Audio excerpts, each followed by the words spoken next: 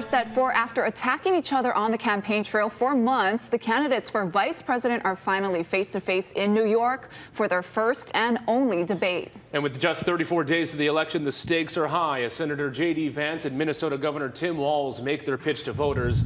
Julia Benbrook joins us live from New York with some of the highlights so far. Julia.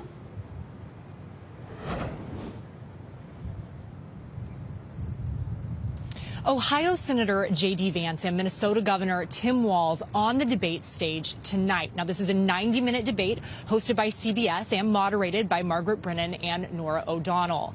And it's happening as big stories unfold, both at home and abroad, including Hurricane Helene recovery efforts and the escalating situation in the Middle East following Iran's missile attack on Israel earlier today.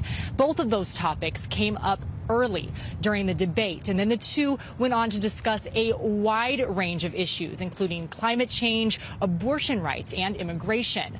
On the topic of border security, they went back and forth on the border wall proposed by former President Donald Trump. And Walz made sure to bring up the border security bill in Congress that Trump actually asked or encouraged the members of Congress not to pass. You've got to stop the bleeding. You've got to re-implement Donald Trump's border policies, build the wall, re-implement deportations. Real leadership would be saying, you know what, I screwed up. We're going to go back to Donald Trump's border policies. I wish that she would do that. It would be good for all of us. Donald Trump had 4 years. He had 4 years to do this. And he promised you, America, how easy it would be. I'll build you a big, beautiful wall, and Mexico will pay for it.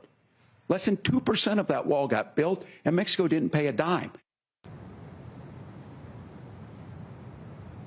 Now, these two vice presidential nominees have taken aim at each other throughout the debate, but for the most part, they're focusing on the top of the ticket.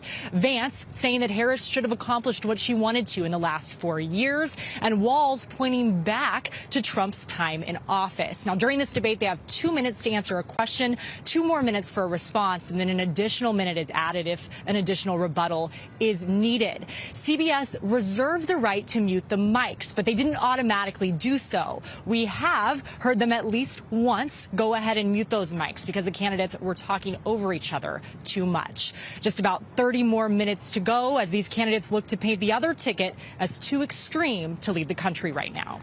Live in New York, I'm Julia Benbrook. Back here at home, the Hawaii Office of Elections is reminding voters they can enroll to receive ballot notifications ahead of the general election on November 5th. Voters who sign up at elections.hawaii.gov will be notified about when to expect their mail ballot and then when it's received and accepted for counting. Hawaii voters should be receiving their ballots by October 18th. And coming up on Hawaii News Now at 5, we'll have more highlights from tonight's vice presidential debate.